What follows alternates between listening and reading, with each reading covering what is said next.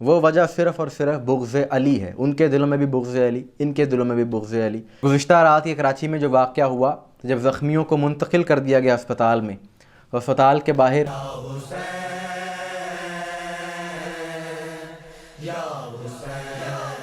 بسم اللہ الرحمن الرحیم، السلام علیکم مومنین اکرام، امید ہے آپ سب خیر و عافیت سے ہوں گے۔ پاکستان میں تکفیری سوچ کے شر پسند یزیدی ناصبی عناصر مسلسل یہاں کے امن و امان کو خراب کرنے کی کوششیں کر رہے ہیں، بار بار فرقہ واریت کو ہوا دے رہے ہیں، قانون کو توڑ رہے ہیں، اور شیعہ علی علیہ السلام پر یہ لوگ حملے کر رہے ہیں، نشانہ بنا رہے ہیں۔ اور یہ یزیدی عناصر یہ جو سب کچھ کر رہے ہیں ایک پلاننگ کے تحت کر رہے ہیں، اور افسوس کا مقام یہ ہے کہ انہیں روکا نہیں جا رہا۔ خیبر پختونخوا میں ہو، سندھ میں ہو، پنجاب میں ہو، ہر جگہ پر یہ لوگ کارروائیاں کر چکے ہیں، اور تکلیف انہیں محمد و آل محمد کے ذکر سے ہے۔ یعنی اب یہاں تک نوبت آ گئی ہے کہ امام بارگاہوں کے اندر جو مجالس ہو رہی ہیں انہیں ان سے بھی تکلیف ہے۔ اور اس طرح کے واقعات جب ہوتے ہیں تو میڈیا کا بھی آپ تعصب دیکھیے کہ میڈیا پر بھی یہ خبریں نشر نہیں ہوتی ہیں، ظلم کے خلاف آواز نہیں اٹھائی جاتی، صرف سوشل میڈیا کے ذریعے ہی یہ چیزیں منظر عام پر آتی ہیں۔ اور اس طرح کے واقعات سے حسینیت اور مضبوط ہو جاتی ہے۔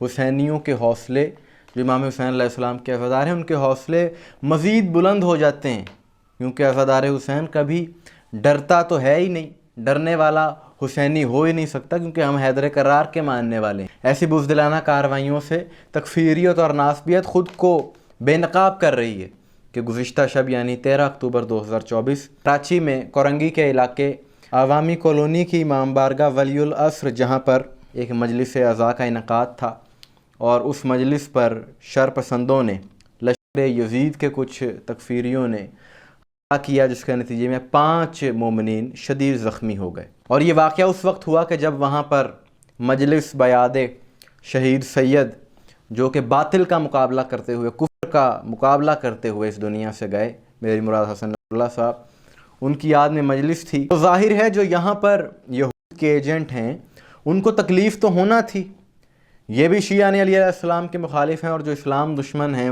وہ بھی شیعہ علی علیہ السلام کے مخالف ہیں۔ اب تو اس میں کوئی دو رائے نہیں رہی، میڈیا پر، عالمی میڈیا پر یہ خبریں نشر ہوئی ہیں، سب کو پتہ ہے۔ اور ان دونوں میں جو مخالفت کی وجہ ہے وہ وجہ صرف اور صرف بغض علی ہے۔ ان کے دلوں میں بھی بغض علی، ان کے دلوں میں بھی بغض علی، کیونکہ مولا علی علیہ السلام نے ان کے بڑوں کو خیبر میں مارا تھا، اور یہ من کنتو مولا کے اعلان کے بعد، اعلان ولایت کے بعد سے یہ سلسلہ جاری ہے۔ سوچ دونوں کی ایک ہے، اس میں کوئی دو رائے نہیں ہے، اور حکومت نہ جانے کب ان شر پسندوں کے خلاف سخت ایکشن لے گی۔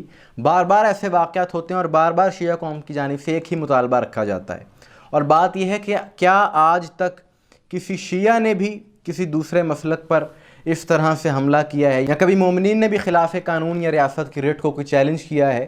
جب بھی ایسے اقدامات کیے جاتے ہیں انہی شر پسندوں کی جانب سے کیے جاتے ہیں، اور یہ بزدلانہ کارروائیاں جن کی طرف سے کی جاتی ہیں سب کو ان کا پتہ ہے، لیکن ان کے خلاف ایکشن نہیں لیے جاتے۔ اور یہ مت سمجھیے کہ یہ کسی ایک مخصوص علاقے میں سوچ ہے، یہ دنیا بھر میں ان کی یہی سوچ ہے۔ کراچی میں اس نوعیت کا کوئی ایک واقعہ تو نہیں ہوا، کئی ایسے واقعات ہو چکے ہیں۔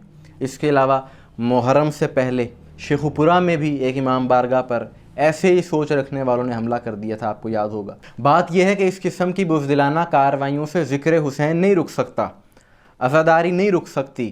جو شہداء ہیں ان کا ذکر کم نہیں ہوگا، انہیں یاد رکھا جائے گا اسی طریقے سے۔ اگر یہ سمجھتے ہیں کہ ایسی کارروائیاں کرنے سے مومنین رک جائیں گے تو ایسا ہونے والا نہیں ہے۔